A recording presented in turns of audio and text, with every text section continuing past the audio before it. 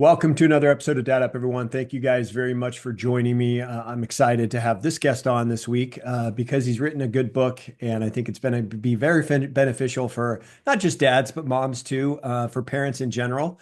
But he and I have just gotten a chance to connect and meet up, and I'm excited to dive a little bit more into his background and his history. But my good friend Rob Finlay has joined me on Dad Up. Welcome to the show, my friend.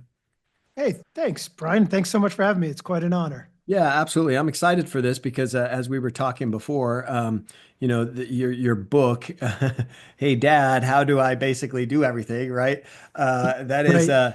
it's everything you should have learned about life but didn't. And he and I were talking about this. It's a common theme around parents, especially with older kids as they kind of flee the nest. I have two boys, as I was telling Rob, and I still get the every once in a while the phone call, "Hey Dad, how do I do?" And the crazy thing is, as I say that, I'm 52 years old, and my dad is in his 70s, and I will every once in a while, because he's very handy with different stuff. I mean, he's very knowledgeable and all that. So I will every once in a while call him up and go, "Hey, Dad, how do I do the?" And he will still give me advice even in his Right. 70s, and I'm in my 50s. So it's a never-ending conversation. So I'm really excited about diving into that. But first, Rob, for my listeners, viewers who don't know who you are, let's learn a little bit more about you, your background, and all that, and then. Obviously, this is a dad podcast. So I want to know about your family as well. Yeah. So, I wear two hats. One is my day job, which is, I am a dad. I have four kids, all in the ages between 20 and 28. So I've gone through the ringer of the adulting. But on my other hat is I'm actually in real estate, commercial real estate, and capital markets, investment banking type stuff. And so this book was actually a passion project for me. I just finished writing a book on real estate innovation, and then came up with this book. And I said, geez, I really do enjoy writing a book. I'll write a book on this. All right. And how you said you have four kids and like boys, girls, what do you got? Yeah, so I've got four kids, one boy, he was my first, and then three daughters. Oh, So yeah, and as I said, three are out of college, one is still in college, so two more years of this college, and then they're off. And but when I wrote the book, and I think I get asked the question, I don't want to lead the questions, but somebody asked like, okay, you're in real estate, why did you write this book? And I said, well, I've got 28 years of experience of being a dad, but it was really prompted by a middle of the night phone call. And I think any parent can relate to this, right? There's nothing worse. A middle of a night phone call is the absolute worst. And so here I am sleeping. I'm 55. So for me, sleeping is a very valuable commodity, right? It's incredibly valuable. But I'm sleeping in the middle of the night, phone rings, and of course, the only ringers that can go through at the middle of the night are one of my kids. So I get this rings, pick up, I'm panting. I'm like, what's wrong? And my daughter's on the other line. He's like, hey, Dad, can I put the green gas in my Jeep? I said, and of course I'm thinking, I'm like, whoa, wait a second.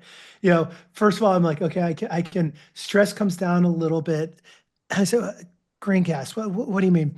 It's like she was traveling from Wisconsin to Austin on a college trip. And, and I finally realized, I'm like, wait a second, are you talking about diesel? Are you trying to put diesel in your gas Jeep? She's like, yeah, whatever. Can I do it? And at that point, I was like, first of all, no, don't do that. But the most important thing was, I was like, geez, you know what? Have I not taught my kids the things that they should know to be an adult? And when talking to other parents, and just as you said, you still get them. I still call my dad and ask him stuff. And I realized that, you know, there would be an opportunity to write this book that would just be, hey, here's a simple guide. It's not all encompassing because adulting never ends, but it's a simple, easy guide on sort of the foundational things that a young person should learn and should know as they want to be an adult. yeah. The green gas. Yeah, I haven't gotten that call yet, but um, well, my son now owns a Tesla, so I don't think I'll be getting that call. Actually, if he tries to give me that call with that, I would be shocked. But no, I think back to the times when my boys were kind of going through, their normal, teenage lives and stuff, and the things that I did. I'm fairly handy around the house and do things, when I need to take care of stuff myself or want to save a little bit of money and just handle it myself instead of hiring somebody. There were plenty of times where I would purposely ask my boys, one of them, for some help in Mhm. doing whatever it is I needed to help with. Now, I may not have really needed help. It was more of just a lesson of teaching them how to do what I was doing, whether it was changing out a light fixture or replacing something on the car, whether it was a, air filter or a headlight or something like that. And my boys did adapt to things like that and learned basic stuff. But there was a time I recall when my older son was going off to college, and even though he had done his own laundry when he was living at home, the laundry machines at the school were different than what we Yeah. had at the house, and he didn't know how to use it. And he called us and asked us, I don't know how to use this washing machine. Yep. And we had to kind of walk him through how to use a washing machine like he had never used one before, even though he had used ours. It's just ours was a little bit nicer, obviously, than the ones at the school, and he didn't know. Right. He was like they were foreign to him. So I've had conversations like that. Well, at And least Brian, I don't, yeah, I don't mean to stop you, but at least you should be very proud. At least he's doing his laundry. One of the things with this book was, I actually, this is not really like that. This isn't about how to tie a tie. It's more about why you should wear a tie or when to wear a tie. And so, part of this book and part of the enjoyment of it was I went out and actually asked 30 experts in all fields, all ranges, from clinical psychologists and psychiatrists to heads of real estate companies to buying cars. I actually have a guy who won the Daytona 500, NASCAR driver, and his crew chief on how to properly maintain your car. But it's more basic stuff. But back to your point, I actually had a woman on who is a professional housekeeper. She built her business and she's a big YouTuber on being clean. And she gave me a startling fact, which is like, I think it was something like 50% of college age men do not wash their bed sheets, for a period of like a year. And it was like accompanied by a study. So if your son is doing that, I think it's at least he's calling you, asking you how to use it, because in a lot of times he's like, hey, are you washing? Are you making sure right, you're doing these things? right. You know, and I, and and I think with children and young adults, I think our kids and really the thing that I've realized is that have you ever been to the airport and you see these magic carpet rides? right. It's sort of the moving sidewalks, right? You get on it and it goes. And I sort of put that analogy to my kids, where from the time they were preschoolers, they're on that magic carpet ride.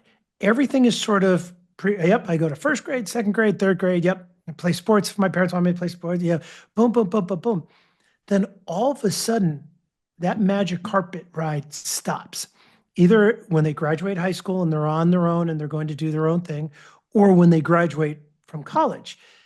And it's that time where it's not about, to do this. It is, how do they take in their mind and move forward? Because it's a very difficult time for a lot of young adults because their life has been programmed. And especially if they are graduate in a certain degree and the market is crappy, right? And they can't get a job and they have to do this and they have to make choices and options that impact their life.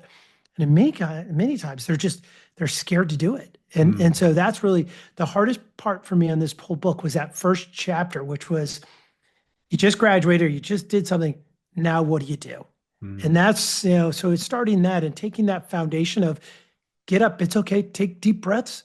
Go on, you're going to be okay. This decision that you make on where you're going to work, where you're going to live is not your final, right? So keep going, keep moving, and you'll be okay. And then off of that, we build on getting a job, the importance of networking, or getting a place to live. It's the importance of reading a lease and what actually is in a lease, the importance Mhm. of going and getting a car, how to buy a car, how to understand that dealerships work differently than you might think, right? Mhm. And but it's all based upon my experience of getting that call. Hey, Dad, I'm at the dealership. The sales guy's really nice. I want to buy this car, right? So it's giving the kids the foundational tools. Yeah, it's so funny because you're bringing up stuff that I've experienced in my own life. I mean, just the fact of the not only the washing of the sheets, but simple things like um, you graduate college. Now what? My younger son graduated college, and it took him 4 months to find a job. And I Oh yeah. told him he was living at home. He came back from college, moved back in with us, and was living at home, obviously out of school, graduated, has a college degree, and he's, looking for work. And he's telling me, he's like, Dad, I'm freaking out because I can't find a job. And I said, listen, kid, you're gonna find a job. Your full-time job right now is looking for a job. Right, So you right. don't have to worry about anything else. We will take care of you until you find that job, but your full-time job is looking for a job. You're not going to spend your days hanging out with your buddies. You're not going to spend your days playing video games. You're not going to spend your days sitting on the couch watching Oprah all day. Your Yep. full-time job right now is finding a job. You focus on that, and I promise you'll find something, and it will be something that you'll enjoy. And it took him about 4 months, and he ended up finding a job. And he, Yep. fortunately for him, he actually works 100% remote. So he's saving money right now. We live in California; it's expensive to move here, but Yes. he's saving money right now, like my older son did. My older son lived at home for about a year and a half, maybe 2 years after college to just save money, and now he's out on his own and lives in another state, and he lives back in Arizona, Hmm. appreciates what he has. But my younger son, he's just saving money right now, but he's working full time. And it's one of those life lessons that they have to go through, and they panic about it. They don't know what to do, but it's like we've all been there, we've all done that, and you just gotta Right. muscle through it. And then Well, on the you're fortunate. I mean, your kids are very fortunate, right? They have a place to go back to. Mhm. Not every kid has that, right? So, in my case, my daughter, did come back home as well, but she struggled with also the thought of where to get a job, how to get a job, right? It was a combination. It was like, I mean, the poor thing, what she was going through. Like her, I was like, oh my gosh, you poor thing. You're thinking you're making these life decisions. Like this is like she's like, I don't know what job to apply because I don't know where I want to live. And I don't know where I want to live because I don't know where I can get a job. And she's going through this like, it's a circular reference of just and it just stalled her out. And it finally just took her to just say, just get a job. It doesn't matter. The first thing, let's just start. Let's deep breaths, just get a job. But the most important thing and I think a lot of young adults need to realize this because this is an important life lesson, is the power of networking. Mhm. Getting a job, if you think you're going to go on LinkedIn, hit the easy button, or the instant apply button and get a job, that's probably not going to happen, right? To get a job in today's market is all about networking. And that skill set is something if for your listeners who have younger adults, getting them up to speed on the importance of networking will pay huge dividends because networking is all about getting a job.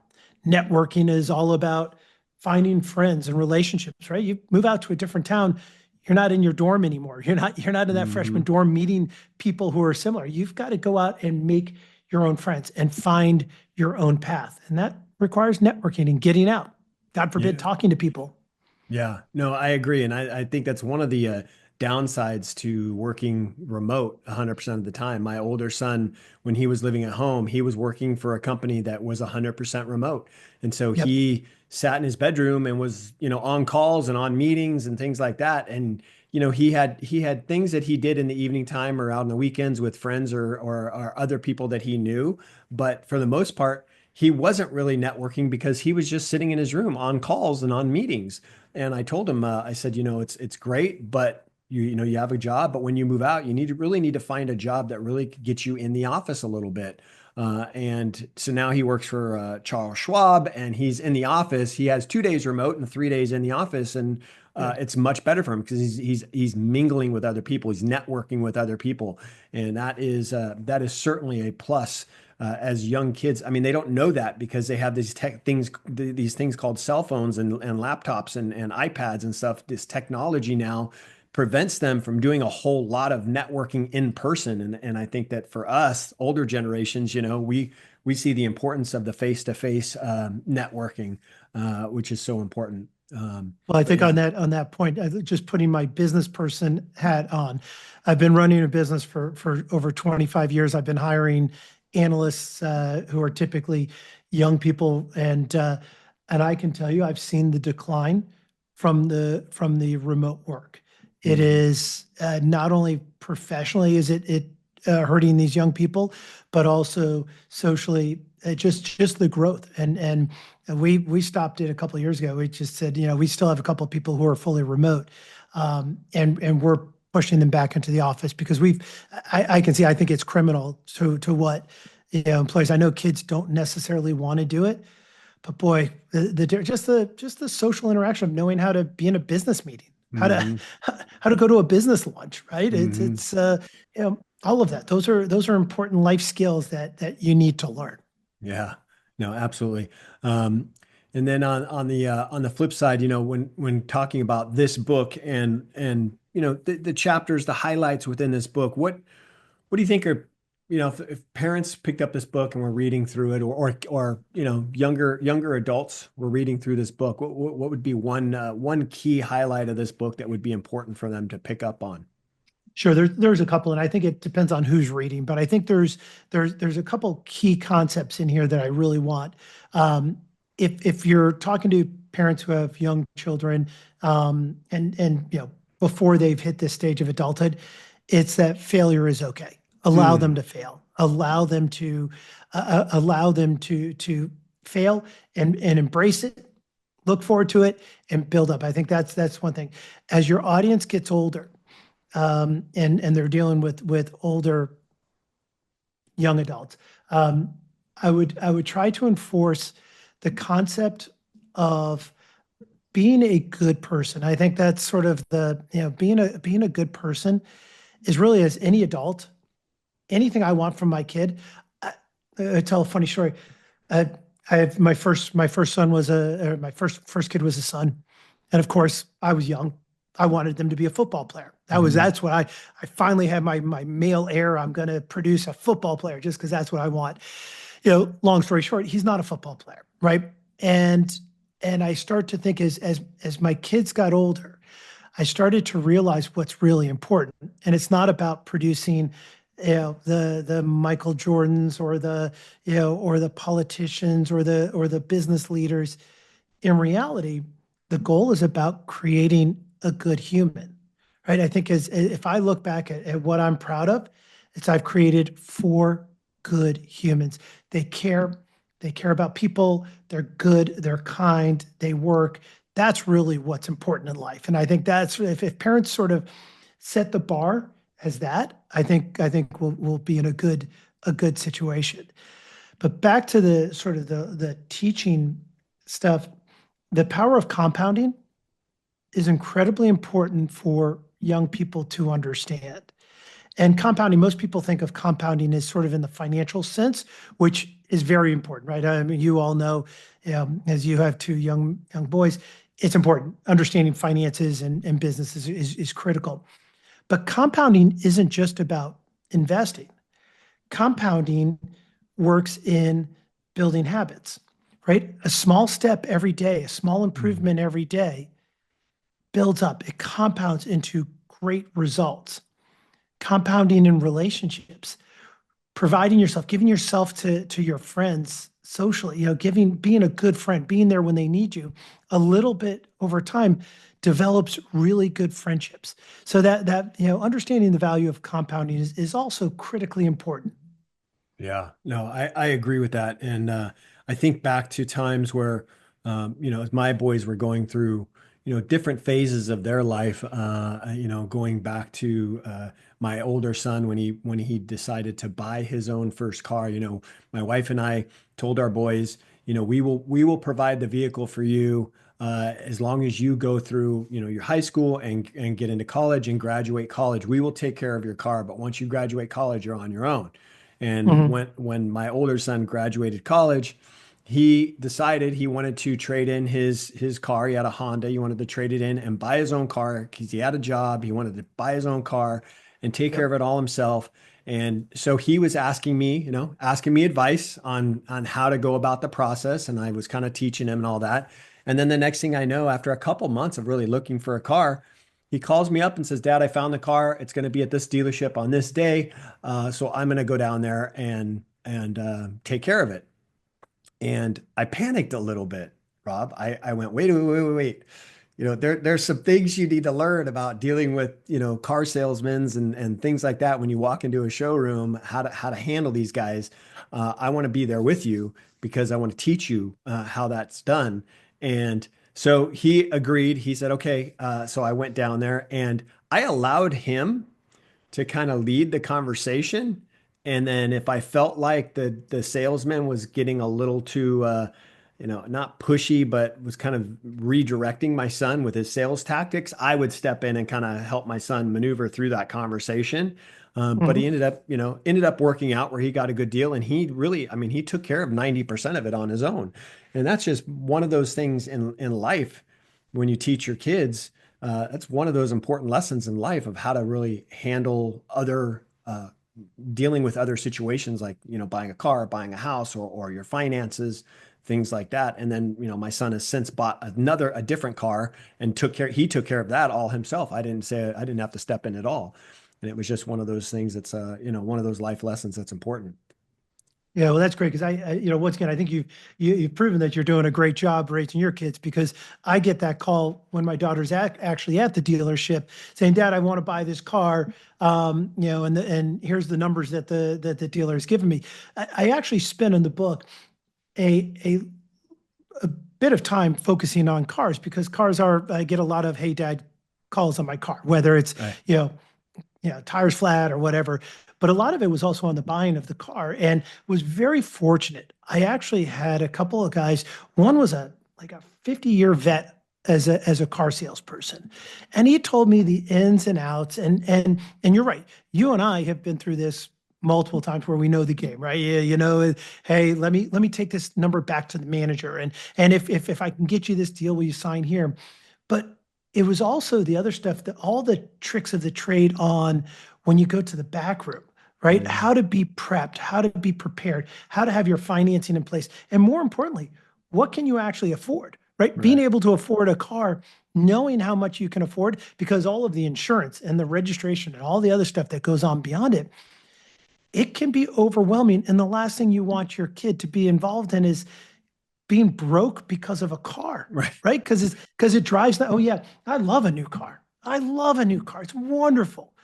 But I also know that that new car in a month is now a used car and it's lost its value and I still have to buy it. I still have to maintain it. So it's really important that when you look at this, and that's really once again the purpose of this book is not to give individual like pinpoint things of how to do it because you're always learning, you always do it, but more about these fundamental sort of foundational things like, hey, you're Mhm. going to own a car, so let's look at it. Here's how you to think about how you can budget it, Mhm. then how to buy it, right? Because there are tricks to the trade on how to buy it. And then it's how to maintain it, how to insure it, right? And how to make sure that you can maintain that vehicle going forward. And so these are bigger concepts because solving one problem, right? Just buying a car isn't going to solve the problem of all the other stuff. Yeah, no, I agree. There was another key point that you talked about earlier, and I want to kind of go back to it because it's super important, and it's one of those things that I actually talk about quite frequently on my show, and it's that sense of allowing our kids to fail, and I think a lot of times now I see it regularly, and my wife being a school teacher, she even sees it with the families in her school and the kids in her class and the parents that she deals with. But kids failing or kids struggling with something and the parents stepping in and taking over and solving the issue or helping them through it to a sense that where the parents are really doing 90% of it and the kids are doing the other 10, right? And Yep. that's not teaching those valuable life lessons because when they do become adults, they go through college and then they get out of college and they start to, get out into the real world and life hits them on the chin. Then they go, I don't know what I'm doing here because my mom used to always handle this for me. My dad used to always take care of this for me. And now I'm really lost and I'm freaking out. And it's a struggle for them. Yep. And I see it all the time. And it frustrates the heck out of me because even as adults, we know, we're in our 50s. We know that even today, there's something that I'm struggling with. I'm going to muscle through it and like you put it, fail forward where I'm failing, but I'm going to figure it out. I just need to keep going. I just need to keep figuring it out and not just give up. Right. And where our kids go, I can't do this. Forget it. I just don't know how. I'll just do something else. I don't know what I'm doing here. Or mom, dad, can Right. you do this Yep. for me? Can you show me how to do this? And then they just step in and do it because they have too much other stuff on their plate and they're just too busy to deal with it. So that just give it to me. I'll take care of it. And then they do it and then the kid never learned. I Yeah. think that And is I think probably one of the most valuable lessons we can teach our kids is allowing them to fail. right. Enforcing and encouraging it. I mean, I think that's the important thing is actually encouraging it. If you look at some of the most successful people in this country, whether it's professional athletes or business, I mean, Sam Walton created Walmart, failed multiple times before. It's hard to find a business person, an entrepreneur who hasn't failed before, right? And just everything that we do, right? As you maybe you didn't get that promotion, or maybe you didn't get that job, or whatever. So we're constantly failing, but you're absolutely right, and it starts early. Unfortunately, I was at a buddy of mine coaches small basketball team, is young kids, and he's like he has to tell the parents, he has to send up, you do not go if your kid trips, falls on the court and is crying, you do not go run out there and pick him up, right? Or you do not tell me about how much time I'm playing him and all that stuff. And I agree with that. And we're just doing our kids a disservice. As I said before, I spend a lot of time with young people who are getting into the business environment. And one of the things that they are afraid of, they're afraid of failing. They don't Mhm. like public speaking and they're afraid of failure. And those are the two things. And I can understand public speaking because that can be tough. But when it comes down to it, they're afraid of public speaking because they afraid to fail. They're afraid to say something that they're maybe asked a question that they don't know.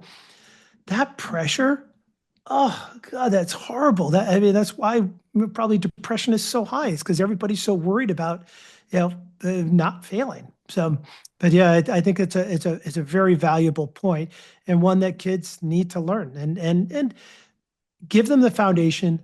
Let them, as my mom said, my mom had a great statement. She said, "Look, the world will teach our children, right? That's it. It's okay to fail. Get up, do it." Yeah. Now, going back to that, there are times where parents do have to step in and say, "Whoa, whoa, wait a minute, I need to handle this." You're talking about, I don't know, just an example that just popped into my head as we were discussing this is, you're walking down the sidewalk with your kid, and a ball goes rolling out in the middle of the street, and he decides to go bolting out into the street without even a care of the world of what may be coming down the street. He goes and you grab him and say, "No, no, no, no, you don't do that. I will get the ball. You stay right here." Those kind of things, where a kid's in danger, those kinds of things are the areas where, yeah, parents are okay to step in. I had a Yes. situation where, my older son was in high school, and there was a situation where he was being bullied in his freshman year in high school. He was being bullied, and as a parent, I had to step in and talk to the school administration to figure out what we could do to solve the issue. Because even though I told my son he needed to try to work it out, it was just seemed like it was escalating. And so I had to step in to protect my child. I had to step in and handle the situation. Those kinds of things are okay. We're talking about all the little other things. My younger son, just the other day, it was just last week, he's 23 years old. and he still lives at home, and we're encouraging him to stay home. He's working full time, but we're encouraging him stay home, earn, save some money to where you can move out like your older brother did. And my younger son's looking to get married or looking to get engaged this year and all this. So I'm like, look, you guys, you and your girlfriend need to be saving money. So staying at home is fine. And that's important. I don't want you to worry about, expenses right now. I just want you to put your money away, put it in a savings account, blah, blah, blah. Right. Well, he contacts me the other day. He says, Dad, um, I have him, he makes his car payment to me. So he does take care of his car payment. And he's telling me, he's like, Dad, what else can I pay you? Like, what other things do I'm like, I don't want you paying me anything else. Like, you're taking care of your car. It's fine. Don't worry about it. He's like, no, what's my cell phone bill? Because he's on my cell phone plan. Right. And so he wants to learn these things. He wants to be responsible. He wants to handle these things on his own. And as a dad, I'm like trying to encourage him. There's a reason why, right? I'm not just saying, no, no, no, I'll handle it. I'll take care of you. No, I'm trying to encourage him to save money and not worry so much about the big expenses right now, because when he does move out, he's going to have those expenses. When he does move out, it's like, yeah, you're not on my plan anymore. You're on your own. And so it's really hard as a parent for me to go, listen, your cell phone bill is $40 a month. I'm not worried about it. I'd rather you take that $40 and put it into a savings account than than give it to Do you me. make him budget? Have you He ever thought does. about giving? He does. Okay, He does have a but budget. giving him a budget, like showing him a budget. I think we've taken a little bit of a different approach. I sort of worked on budgets with my kids because I think it's important that they get to see like, hey, yeah, that cell phone that you've had for the last 10 years has been paid for by yours truly. Here you go. That's on yours. The food that you buy is on yours. So we typically, if I have to help them, I will supplement their income. But to me, it's go out and go, you need to see these numbers because the last thing and once again, it comes from trial and error, right? My first one, I'm like, out you go, here you go. And you go get it, go get your job and do all that. And to realize, hey, there's things that he didn't realize. Hey, what insurance costs, right? How much Right. oh, registration, car registration is always the big one, right? It's like, wait a second. So to me, I think setting the budget and giving your kids full transparency and then showing them where they are deficient or where there's a negative balance, right? Is hey, you make $1,000, but your expenses are 1,500. Well, they need to see that earlier than later because they're going to be responsible for themselves to make those adjustments. And maybe they don't get the unlimited data plan. Maybe they have to get the cheap plan. So I think personally, I like to put it that direction and let them, here's everything yours, and then we'll work through it. Yeah. No. So I mean, it was one of those things where he had, his cell phone, and then he also has his Apple Watch that's synced up to his cell phone, and that was like an extra $15 a month for that service. And so I was telling him this. I'm like, look, your cell phone's this, your Apple Watch is this, and he's like, get rid of the Apple Watch. I don't need it. I don't use it. I don't. he goes, I barely wear it. He goes, like, get rid of that. I don't need that cost. I don't need that much. Yeah. I don't need that $15 going out every month for that because I don't need it enough. I don't use it enough. Right. So I canceled it. Okay, bud, I'll cancel it.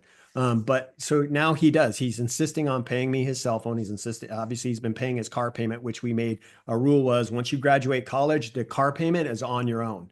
So whether you're living at home or not, you make your own car payment. So he does pay his car payment, but yeah, I think as far as a budget goes, he and his girlfriend both have a budget individually and then a budget together because they're both trying to save money for when they move out. And now my son's saving money for an engagement ring and all those kinds of things. So he's got all these different things that he's worked into his budget.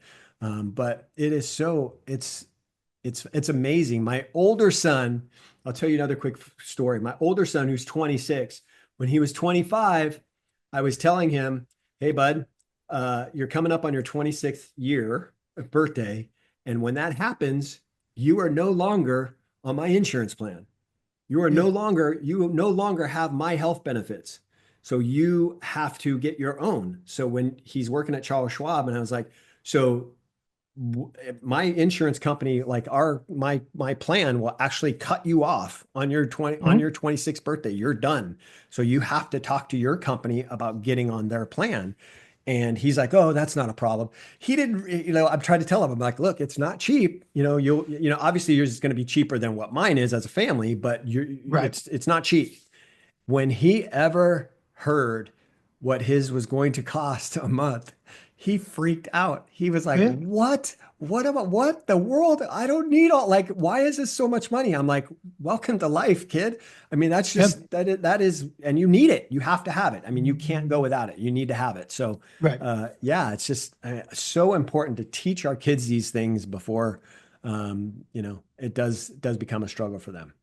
Yeah, budgets are a big thing, right? I mean, look, if you look at all our stresses, I mean, if people want a handbook on how to teach your children, just look at your own life, right? I mean, Right. what are the things that you spend your time on, right? Budget, can I afford this, right? And how are there ways to uh, stretch my dollar? And I think that's a lot of what the book is about is sort of that. It's just like I'm trying to get you some basic concepts of understanding budgeting is important, investing is important, and understanding, going back to that compounding financially, how important those savings are, but understanding that. But also at the same point, spend a little, right? It's life. You're not going to, right? You don't need to be a miser. I've got a kid who won't spend a nickel. Right. And she will, and she worries and stresses about money. She has more money than all of the others put together and she doesn't need it. But it's she worries about it. But they need to understand that budget process, and the earlier they can start that.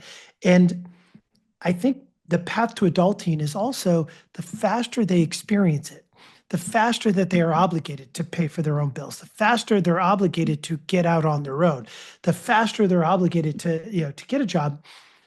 That puts them in a much better position. And yes, as parents, we need to help them. But to me, I'm more about encouraging them, and the book is all about encouraging them to be excited. Is a great chapter in their life. This chapter, I would give anything to be back in my 20s and Right. doing it, right? You and me So both. right, so right, just to feel great getting up in the morning. But it's getting get that excitement. Life is good. Being an adult is good. It's fun. And the sooner they get to live that, the sooner that they are an adult and acting in an adult manner, the better it is for them, and quite frankly, better it is for you. Yeah. Now, I think it's important to allow our kids when they're younger to be kids. I think it's important to allow them to, as kids, you have no responsibility. Enjoy your childhood because you are going to grow up and you are going to get older and you are going to have all kinds of responsibilities. And right now you don't. So enjoy life.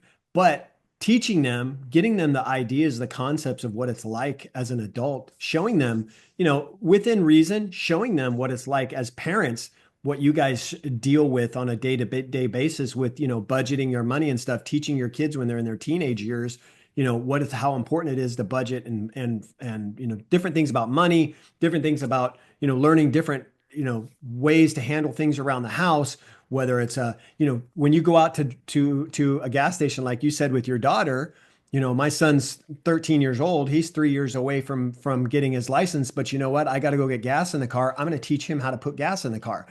Different things like that are useful for our children when they do get older and become that age where they're able to do that stuff on their own because you don't want to get to a point where your child is calling you like his did in the middle of the night and obviously automatically your heart just sinks and she's asking, do I put the green gas in or not? Things like that is we don't want our kids to struggle through that. We want our kids to have a little bit easier time getting through adulthood, and the more we teach them while they're younger, the better they will be when they're older. Yes, So, um, well said. yeah, thanks, Rob. For my listeners, viewers, if they want to look you up, learn a little bit more about you, best place to get the book, all that kind of stuff, hit me with all that. Yeah, so I mean the best way is you can go on my website. It's robfinlay.com, Finlay. You can go to heydadbook.com. You can order the book, but you can order them from both places. And I'm on all the social channels out there. So yeah, please look. I like feedback. As I said, this is a passion project for me. I'm not a psychologist. I'm not going to go on a tour of speaking tour. This was from one dad to others that, just sort of giving them general advice to make this transition a little bit easier. And it comes from my love and compassion for my kids and for all young adults who are going through it. I don't want people to go through that and the challenges and the difficulties. I want to make it as easy as possible. And if I could just give them a little framework just to make it easier, just some simple stuff. It's not a hard read. It's not it's just fun based upon experts who really know what they're doing as they were going to give advice to their own young adults. Yeah, and not only that, it is an easy read, and not only that, throughout the chapters, just a little hint for you guys. Throughout the chapters, as you're reading through them, when you get towards the end of the chapters, there he highlights key points of what you should take away from each chapter and talks about those key points, which is helpful as well. Well, Rob, thank you very much for sharing that. I'll make sure all the links are in the show notes. But thank you very much for being on. I appreciate it. I appreciate the fact that you wrote this book. It is an important topic. It is an important book for people to pick up, and I certainly hope that people do that. And I'm looking forward to continuing our friendship and getting to know each other a little bit better as time goes on. Yeah, sounds good. Brian, thank you so much again for having me. It's really been a pleasure and an honor. So thank you. Yeah, absolutely. Thank you, Rob. Listen, guys, it's been another episode of Dad Up. I want to thank my good friend Rob Finlay for being on the show. Make sure you guys go check out his book, Hey Dad. The links are in the show notes below.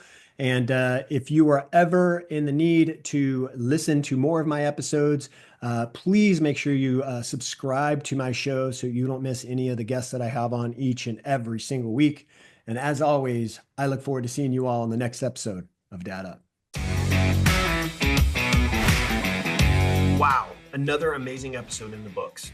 So much was shared, and I'm truly grateful my guest was able to pour into you to help you elevate your dad game and really dad up. Make sure you bang that subscribe button so you don't miss a single episode. And while you're here, please don't forget to leave me a rating and a review. I always appreciate the feedback. And one last thing, don't forget, your role as a dad is one of the most important roles you have. So if you need a little help or have questions, don't hesitate to reach out to me on my website at daduptribe.com or at my Instagram page at daduppodcast. Until next time, everyone, Dad Up.